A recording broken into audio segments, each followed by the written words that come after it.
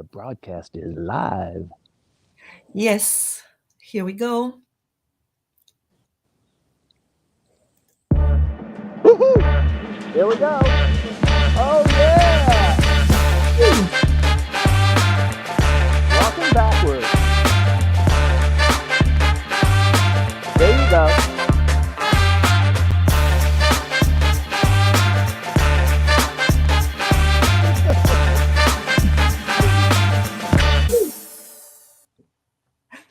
Once again, good morning. This time, good morning to everybody who is watching us live on LinkedIn, YouTube, or Facebook. So thank you for joining. This is Japanese Politics One-on-One with Timothy Langley and me, the host, Maya Matsuoka. Here we go. Today is what? Oh, it's April the 2nd. And this is the 112th episode. Thank you, Timothy, for being here. I'm sure that there is so much. Yeah, there is so much to talk about, and I don't want to keep you waiting. So let's start straight away. Thank you very much, Maya, and thank you everybody for tuning in for Japanese Politics One-on-One. We have two sessions here. Maya has set up this video where we give a 30-minute briefing on Japanese politics, what's been going on for this last week. She also has another session that is going on at the same time as this video session on Clubhouse to deal with questions and answers that you might have. So this 30-minute briefing is exclusively on LinkedIn, and it is uploaded to YouTube later. So if you can't catch it now, catch it later, but also tell your friends who might be interested in Japanese politics. Thank you for joining us, and please join us, going forward as well. This is, as Maya said, our 112th episode. Every Sunday, goddamn Sundays, mornings, everyone for 112 sessions, we've been here reporting on Japanese politics, Maya. You have been here, yes. I have been here too, but just behind the scenes. So to push you, around and ask you to respond to this or that and answer different questions. Thank you. So as usual, not as usual, but as almost always, I'm reporting from the deck of the good ship Santana, where Evan and I will be doing some maintenance work in preparation for Golden Week, where we will embark on a 10-day journey out into the unknowns of the Pacific Ocean. So I'm not sure how I'm going to handle a briefing as we're battling the wind and the weather and the waves and the sharks and things, but we'll figure something out, Maya. I'm not sure. I know you're wiping your brow, but yes, we'd like to keep this thing continuing unbroken. I certainly hope that you will be able to do that. Yes, exactly. That is the out of fear, right? Right. So let's get right into what's going on in Japanese politics that might be important to you. Foreign Minister Hayashi visits China. He left yesterday or is arriving today. We have the new child agency that was launched today, as Maya said, is April 2nd. April 1st is the start, as you know, of the fiscal year in Japan. So a lot of things start there.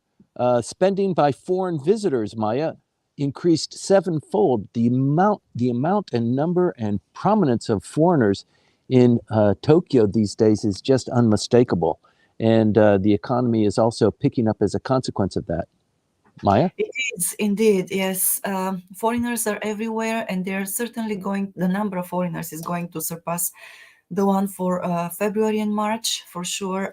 They expect actually really a big increase there. The thing is, how will the JNTO deal with, the concentration of people there? I heard that Kyoto actually has already taken several measures, and they're going to abandon the one-day bus free, that is the bus pass, so that hopefully tourists there, they'll consider going to Kyoto before actually, reaching there. So we'll see how things happen. Well, this is good news, and we can't view it just in isolation. So the Japanese samurai baseball team won the championships. The cherry blossoms reached their bloom. The prime minister visited with Zelensky. A lot of things are going on at the same time. And as a consequence, he's riding high on that. His approval rating now is reported at about 48%. This is huge, from where he used to be in the high 20s. So he's got a lot to kind of toot his horn about. And not only that, but his faction has increased by 2 members over these last 2 weeks. Factions don't generally shrink or grow very quickly, so the inclusion of 2 new members into the Kishida faction is pretty significant. He's still number 5 in terms of size. It didn't increase him. It didn't push him up beyond another ranking. He's not number 4 now, but it is a sign that people are beginning to acknowledge his potential longevity as a prime minister, and that's one of the things we want to talk about today. As you know, if you're here in Tokyo or probably in some of the other 9 prefectures, the elections for governor has already started. That election will culminate on April 9th. There will be a vote for 9 prefectural governors and a couple of mayors. But the whole thing starts off 2 days after that on the 11th. And then there's a campaign period that culminates on April 23rd. So you've got 2 elections that are going on. One that culminates on the 11th. And then it really kicks off from the 11th until the 23rd for almost 2,000 municipal seats, mayors, and the 5 diet seats that are up for by-election. So that is pretty hot and heavy for us now.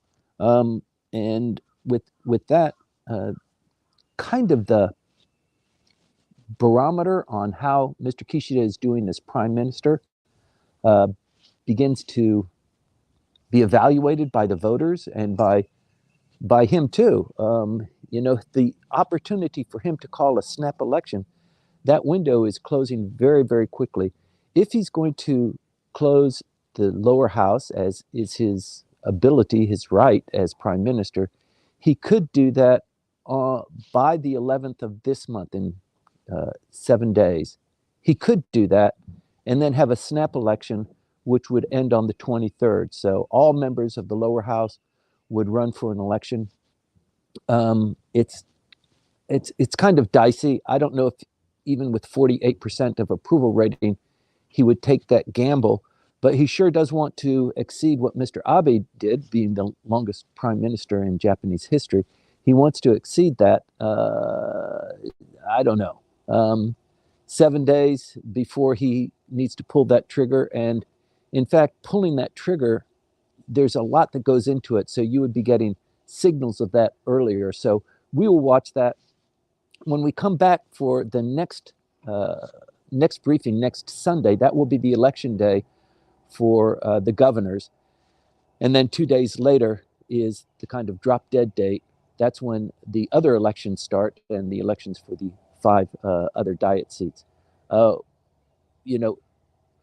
When we get together, we will know definitively if he's going to do that. I think maybe not.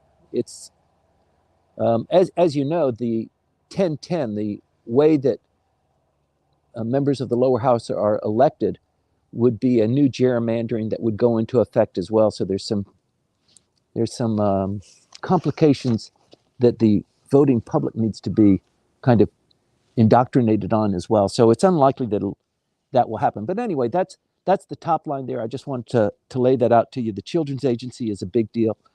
He has dedicated a lot of resources to that, maybe 430 individuals, bureaucrats, new bureaucrats, picked from some of the other ministries or agencies that are dealing with child care and families and child abuse and poverty, that sort of thing. So these 430 bureaucrats will have a budget, a massive budget of, in US dollars, $36 billion this year. That is massive. It's only the second time that a new agency has been increased or created since the digital agency. You might remember Mr. Suga created the digital agency in really record time when he was prime minister. So this is the second agency to be created in maybe 2.5 years. So it's a pretty big deal. And the problem with childbirth and with poverty and with education and with just producing enough workers for this this economy is a huge problem for the prime minister. So he's dedicating a lot for that.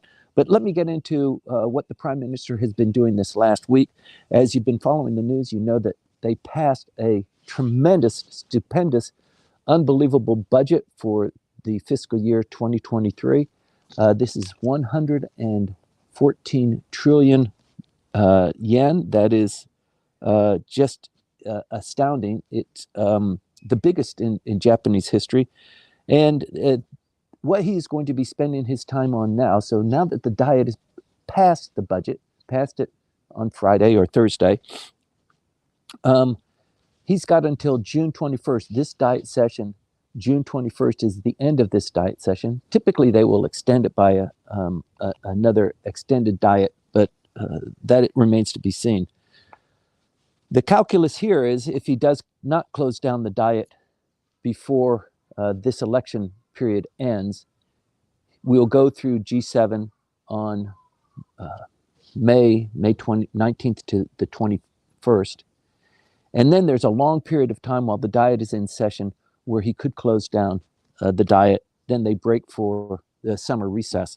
So probably it's more likely that a full-fledged closing of the House would occur after G7 when he's really fully pumped up. I mean, if he's 48% right now of approval ratings, after G7, he's got to be really in the gold because of all of the leaders. The economy will take a pickup, and there will be a lot of good news as well.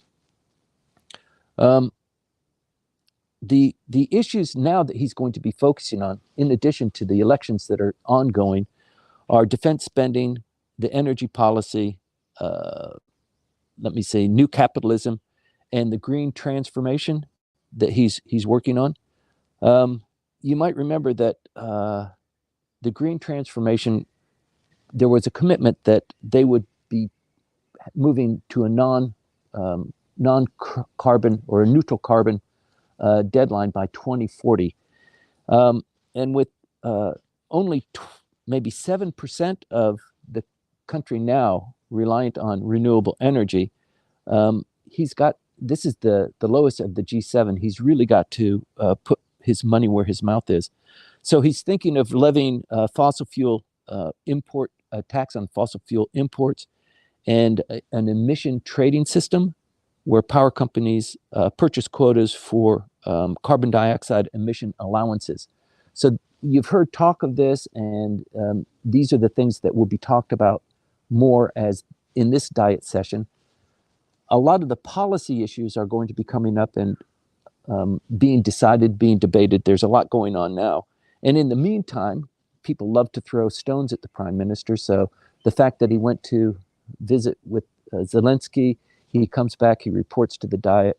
Some people don't like the gifts that he brought, and they're criticizing him for distributing gifts while he was in Kiev. Just kind of irritants that draw the focus away from the policy discussions and more to the personality discussions. But with his approval rating going so high, the opposition party is really in a bad position if there was an election called within the next 2 months or so, which is somewhat likely. Let me see what we've got.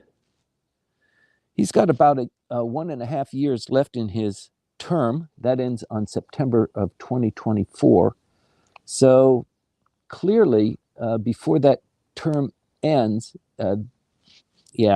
I would suspect that he's going to call an election to boost the numbers of the LDP and also boost his ability to continue as prime minister. That's a problem that I'm having. I'm not reading this stuff.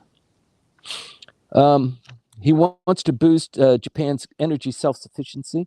Currently, it is 13% of all of the energy needs are supplied by Japan. So the rest of it comes in from overseas, and so that means that the discussion on Japan's nuclear policy will also be a Diet discussion. We've heard it talked about before. We've mentioned it here, where the idea is to extend the the longevity or the lifespan of the current nuclear reactors from 30 years or 40 years now to 60 years. So that will be a debate that's going on. And even though 51% of the Japanese population, it is reported, are in favor of restarting the nuclear reactors that are there, that have been mothballed or that have been stalled, there still is a lot of controversy about the new nuclear reactors. So there's a big push on investing in smaller and newer nuclear reactors. If he's going to go carbon neutral by 2040, there's a lot more that needs to be done. And so those are the issues that he's going to be talking about over the next 4 or 5 weeks. It's a lot to do because he's got the elections going on now that the LDP needs to do well on. He's got G7. And after G7, I think things will settle down a lot more and there'll be a lot more policy discussions. But you know, Japanese politics, you never can tell. It could be that elections are more important. The other issue that the Diet will be discussing is defense and defense spending. So they've decided to up by 50% the amount of money that they're going to be spending on defense in the next 5 years to reach a 2% target for 2% of the GDP of the country. That is the same that NATO countries must commit to in joining NATO. So the difficulty for the Prime Minister now is how to pay for that. That's 4 trillion yen every year for the next 5 years.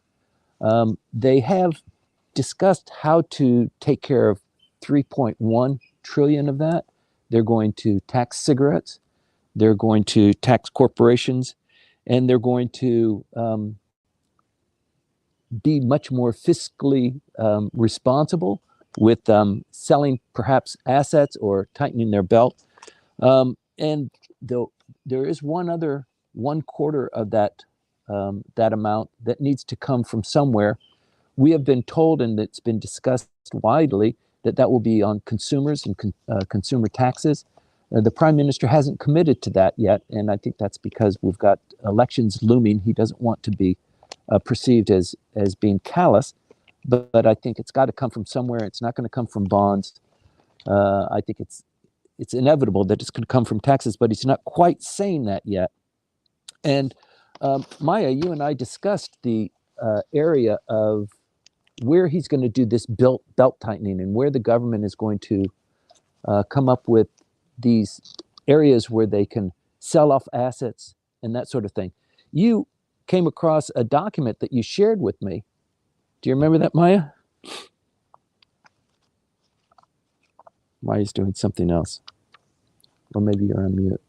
Anyway, Maya, you sent me this document that had a list of all of the projects and the assets that the government was talking about. And I made a mistake of just glimpsing over it and then printing press.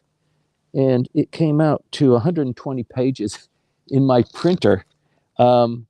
Japanese government assets and the system and current conditions for retrieving or extracting money from that.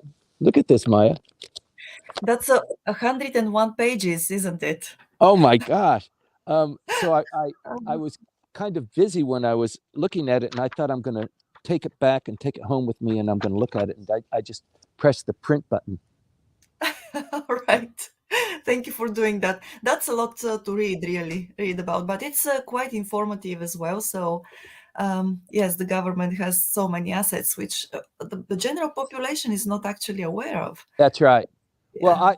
Well, us too, because it never comes up for discussion what the government is doing in terms of management and in terms of acquisition. But the issue came up in our Q&A, and so you decided to do a little bit of background look into it to respond to the question. So we can get into it later in the Q&A period if the question or if there's still curiosity, but it is a tremendous amount of resources that they're going to extract per year, 1 trillion yen. That's 1/4 of what they need to. 1/4 is coming from evil tobacco. So they're going to be taxing 4 yen for every cigarette. And it's not just cigarettes, actually. The interesting thing is it's on vaping as well. So vaping has become very popular. And for Japan Tobacco, for British Tobacco, for a couple of the companies that are selling tobacco products in Japan, they're getting really hit hard because it's not just the per cigarette, but it's also the vaping, which the foreign technology seems to be having a bit of a economic advantage. So once again, it's easy pickings for tobacco, and it's easy pickings for the foreigners as well. So he's got a lot going on. So defense spending is going to be a hot topic over the next couple of weeks as the diet heats up. And also, you'll notice that the opposition parties will become a little bit more frantic, a little bit angrier. You know, there's a big controversy going on with Minister of Economic Revitalization, Takaichi, and she's being grilled in the diet. And there's a huge controversy that's forming there about what she did in concert with then Prime Minister Abe on limiting communications and some would say stifling the freedom of the press. And she's getting grilled here. You will remember that she was a candidate for Prime Minister, in fact, and received her current portfolio as a consequence, as a kind of a lost consequence. She didn't become Prime Minister, but she did get a consolation prize, as did all of the other candidates for Prime Minister. But I think given this controversy, it looks like before our eyes, this is one candidate who will not be a candidate again. Unfortunately for her, unfortunately for, you know, women aspiring to leadership positions, to have her beat up like this. But it is causing a bit of a controversy, not only about her and about what she purportedly did with the Prime Minister, but also for the opposition party to be attacking her so relentlessly. It really begins to diminish their star as well. Yoshimasa Hayashi, the foreign minister, is in China today, talking about a lot of different things. And by the way, thank you very much for the condolences for the loss of my mentor, Foreign Minister Nakayama Taro, who passed at the middle of last month. So we announced that last week, and I've received a lot of notes and messages. Thank you very much for sharing that with me. Anyway, the current foreign minister, who sent me birthday wishes, by the way. I didn't tell you that, Maya. I got birthday wishes. Yes. Okay. I guess I told everybody. But that was really nice. He's in China for a 2-day visit, Maya. And this is the first time in 3 years that a foreign minister has actually visited China. The relations between China and Japan are really rocky, not just with the senkakus and the visiting of the Chinese Coast Guard ships, which are armed. The Japanese ships are not normally armed, but the heat is really being increased there. He wants to talk about that. One of the issues that is on the agenda also is this worrying trend in Russia-China military cooperation in the South China Seas. There's a lot of joint drills that are going on there, and a lot of saber rattling, not just from China, but also from Russia. And it seems like there's a little bit of cooperation going on there. He's meeting, by the way, with his new counterpart, Foreign Minister Qin Gang, who was previously the ambassador to the United States. So this guy has got to be a smart cookie, having those two positions, and now is foreign minister. So there, you might not have read this. There was a Japanese businessman that was arrested under the 2014 Counter-Espionage Act in China. He's been detained and secluded. Even consular officials are not able to talk with him. It turns out that he is an executive with Astellas Pharma, a foreign company based in Japan. He's about 50 years old. His name hasn't been released.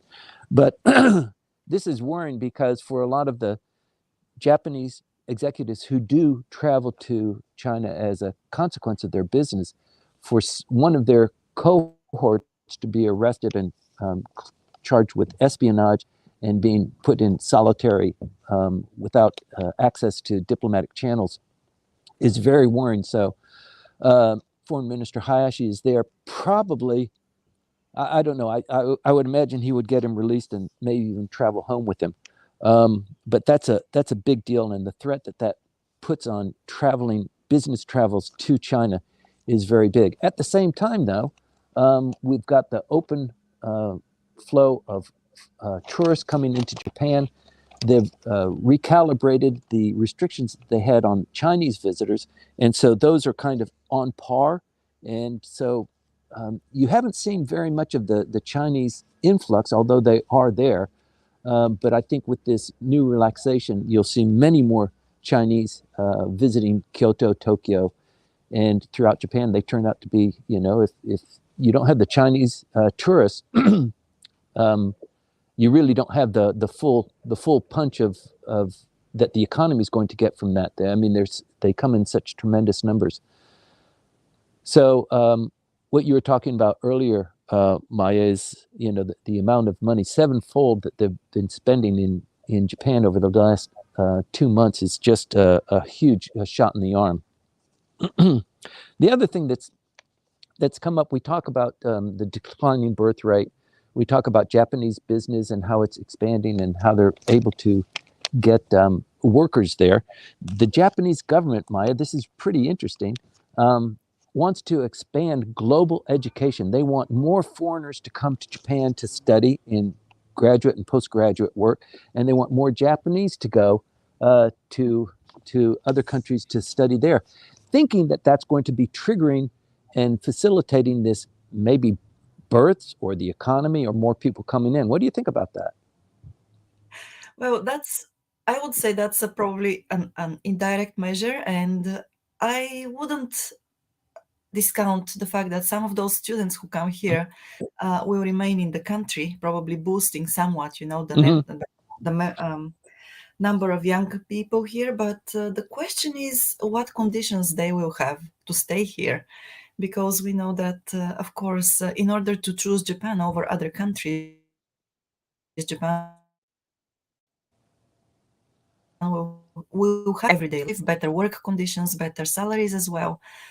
Probably integration into the Japanese society as well, because otherwise we'll have pockets of foreigners who just reside here and they work, but they never.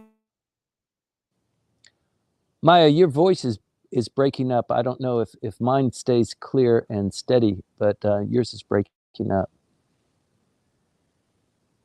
I can't even hear you now. Okay, well, let me continue on. So the Japanese plan is to increase to become fully integrated. You're back. Okay. Can you hear me now? Yes, I can. Okay. Well, so we finished at the point when you say that you agreed about those points. So okay, let me carry on. Please do. Thank you. So the plan of the Prime Minister is to encourage or invite or generate 400,000 foreign students into Japan in the next year. He wants to do this annually. 400,000, that's a lot. Concurrently, he wants 500,000 Japanese students to go abroad to learn by osmosis and learn foreign languages and get a graduate degree and that sort of thing. This is one component of his new capitalism that will become more and more fleshed out as the Diet gets into these issues and into the pet projects that the Prime Minister has been talking about. So for foreigners coming into Japan, that was in 2019, before COVID, that was about 310,000 per year. And in 2022, even in light of COVID, that was 230,000 foreign students in Japan. And he wants to push that almost double to 400,000 this next year. Maybe it's doable, I don't know. But for the Japanese, and I think everybody who is in this briefing kind of notices that the number of Japanese going overseas has declined precipitously over the last 10 years or so. And in the early 2020s, it was 80,000 Japanese students that went abroad. And it increased a little bit, but in 2012, it was only 60,000. From 60,000 to 80,000 and now to 500,000. That is huge. So that is, you've got to imagine that there's got to be a strategy and money put behind that. Because as you said, Maya, if I'm a Japanese student, I want to travel abroad. I've got lots of opportunities for foreign students coming in here. They can also travel abroad, go to school in other places, and come to graduate school in Japan. It's not everything that it's cut out to be. I know because I did my graduate work here in Japan, and the standards, the quality is very different. The education standards, the teaching, the opportunities as a student are quite different than in other countries. So you have to fix that if you're going to attract 500,000 people a year to come to Japan. You still got the language issues, the cultural assimilation, that sort of thing. But I think on a normal basis, it does tend to attract more people to have longer term career aspirations in Japan. And it is true that the number of foreigners working in Japanese companies has exploded. In the 80s, it was rare to have a foreigner working in a Japanese company. Maya, you experienced the same thing. You were the only foreigner in the organization that hired you for what, 12 years? 14 for 14 14 years. years? Yes, Yeah. that's how it was. You weren't Yeah. just a foreigner, but you were female and blonde and blue-eyed, and so it's even more, Yes. pretty astounding. I mean, to have these the foreigners in, it is disruptive, and it's a process, but I think it's very different these days. And more companies. You've got Rakuten, who is more than 50% foreign workers in that company. Yes, indeed, and it looks like those trends are really accelerating. So that's I would say it's a good thing. But at the same time, there is a huge amount of Japanese companies that they just don't have a clue of how to deal with foreign workers, and they still don't have any. So hopefully that number will decrease, and we'll see really more people from overseas coming here for the middle and long term, so that they can actually bring some internationalization to business here. I'd like to segue from that conversation to another issue that the Prime Minister is trying to deal with, and that is with the low birth rate and trying to supplement families. This is a huge issue, and he has identified it as something of a crisis and a precipitous nature.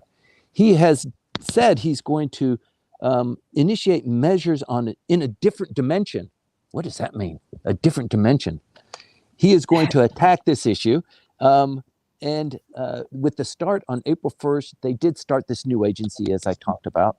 But the kinds of issues that he's talking about, compulsory paternity leave and giving people money for their third child, that sort of thing. They've tried this before, Maya, in Singapore and in Scandinavia. It really hasn't helped that much in producing more children. Well, I don't think it will here either if there are no other measures actually to help the families. I mean, we know how the work culture here is. We know what is expected of people at workplaces. We know how expensive education is too. So I believe that education, when young people think about the money they have to invest into that, it looks like something tremendous. And many families cannot afford that. Probably they can do that for the first child, but the second and then the third, oh, that's overwhelming. But also, I mean, there just isn't a culture these days. I mean, it used to be pre-war, 6 or 7 children was something of the norm. But now the way mansions are built and the construction of housing, and it's 1.2 children, maybe 2 children for some families. But it is a bit of a challenge, I think, even with the incentives to want to have that third child or that fourth child. Yes, it is a huge challenge.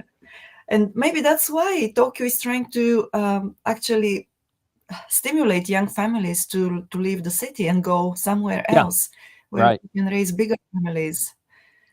Well, here's some of the ideas that he has. Let me give them to you and kind of get your reaction. So there is a compulsory paternity leave, and as it stands right now, I think paternity, that is the father staying at home. I think it's about maybe 17% stay at home or want to have anything or can have anything to do with child rearing right after the child is born. He wants to push that up to be compulsory and at least maybe 50% in due course. He says 85% paternity leave by 2030. So that's right around the corner. He wants to give cancel student debt for somebody who gets married and has a child. That's pretty interesting. It is, yes. So 26% of the Japanese population are 65 years or older. That's somewhat similar to China, South Korea, and Singapore. But like we said, they're trying their own ways of doing it. Japan is kind of at the forefront. So everybody's watching how Japan deals with it. And the birth rate right now is we fell below 800,000. They want 500,000 foreign students to come to Japan annually, and they're having 800,000 babies a year. That's about 0.6% of the population. Right. Well, that's interesting. I mean, the thing what you mentioned about what's that? The debt, the student debt for young families with kids. Well, I don't know, but I think that it would be much better to offer grants or stipends for young families, not just cancel their debt, but actually actively encourage them to go to university and probably get married younger and not wait until they're in their late 30s to have children. So I think that there are quite a few other measures that could be undertaken, implemented. We'll see. But of course, you have to start from somewhere. I don't want to be overly critical. So Yeah, at that's least, true. yes, PM Kishida is doing something. He is doing something. And GDP, gross domestic product, is tied to the number of people that are living and working and producing. Not everybody is productive, but the GDP is tied to the number of people who are in the economy.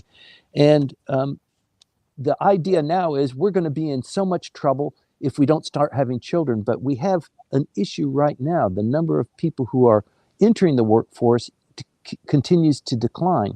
And so the GDP of Japan is going to go down further and further. South Korea is going up. Singapore is up. So they have to do something pretty quickly. They say that they need 11 million workers by 2040. They don't know where they're going to get these. You can't have that many children. And they've conducted a study that says the working age population is to decline rapidly by 2027. That's just in 4 years. It is. The worker supply is expected to shrink by about 12% by 2040, even as the labor demand increases. So you might think, it's not children. We tried women. Women made some inroads. There was a larger increase of women into the workforce and also opportunities for higher levels of management experience. It's been kind of spotty.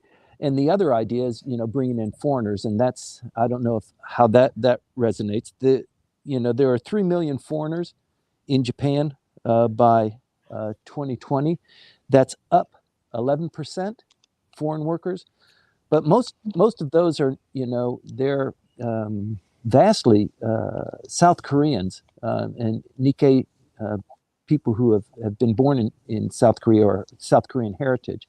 And then the Chinese, the Vietnamese. And so 3 million, to increase that, they need 11 million by 2040. I don't know how they're going to get that. But the working age population is expected to shrink by 20% to 59.8 million by 2040. And Mr. Kishida needs to address this. So things are going to be happening kind of lockstep. And the first thing to hit us are drivers of trucks and the lorries that you see traveling, bringing product into Tokyo. So apparently most of those, go ahead.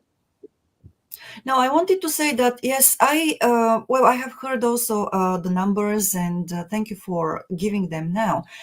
I also believe, after spending 14 years in a Japanese organization, I think that there is one more way actually to try and go forward, because there is a lot of I mean, productivity in a lot of companies is still very low, especially in the service sector. And we know that the service sector is one of the most labor intense sectors. So the automation there is still low. There is a lot to desire there. There is a lot to do, and probably by actually increasing productivity, I'm not saying that it is going to solve the problem, but it will be a part of the solution on the way forward. So the question is also how the government and the business sector actually works to solve that low productivity, in order, to actually get people do more in less time, and also with, let's say, fewer people, achieve more with fewer people there. Well, I think the Japanese government is focused on that, and the creation of the digital agency is one step in that direction. It's a start. We haven't seen the full fruition of it. Also, we've seen this very interesting move of getting some of the ministries to move out of Tokyo, so to Yeah. make more of the entire nation contributing to this generation of gross domestic product. But also the number of people that are flooding into the big cities is just unstoppable. So the rural areas are really starting to lose more and more people. The kids don't want to be there anymore. And the divide between rural and urban is continuing to grow. And they say Kyoto Prefecture will lack about 39% of the workers it needs, and Hokkaido is going to see an insufficiency of 32% within the next decade. So they're just not going to have it. The people aren't going to be, the kids aren't going to want to live there. They're not going to want to have a family. They're going to want to come to the big cities. And that trend just has increased more and more. So that's another challenge for the prime minister. It is indeed, and I believe that's why they have been thinking also about dispersing tourist flows, Yep. from those major destinations in Japan, and creating more work for people in local regions. It hasn't worked very well so far. Hopefully, it will be better in the coming years, because they had 2.5 years to prepare for that, actually, during the That's pandemic. right. Let's see what happens, because there are a lot of ways to work on this, but it also working on those issues, the challenges there also require human intelligence, a lot of new ideas, and a lot of time as well. Yep. Yep. So I'm getting close on time. There are two other issues I want to talk about. I want to talk about the budget that was passed, and I'd like to talk about North Korea and how this is irritating Japanese politics and Japanese relations elsewhere. So the budget was 114 trillion yen. That works out to about 870 billion US dollars. The core consumer inflation is still at a 4 decades high. The cost of energy, raw material costs, and the weaker yen has exacerbated the Japanese economy and prompted the prime minister to increase the budget by that amount. Also, the 4 trillion, so 114 trillion, 4 of that is for defense spending, so it's not the whole thing.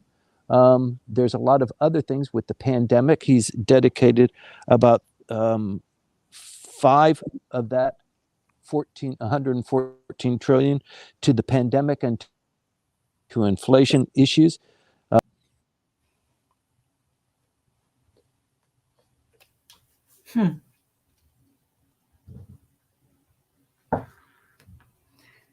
Okay, Timothy, he left the studio. He was kicked out. I hope that he'll come back. Let me call him now and see how if he can join once again.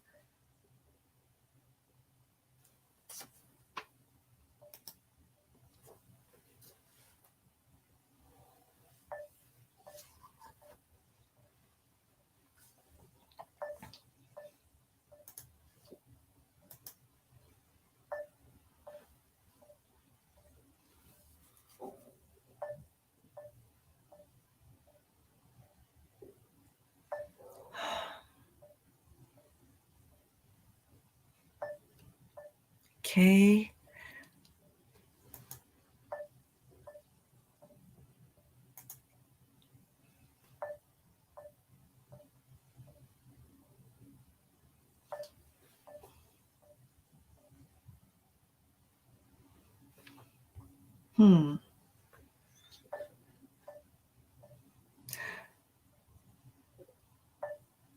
Okay, so I cannot get in touch with him. We are going to Clubhouse. Thank you very much for watching us. Please join us again next week, and we'll continue from there.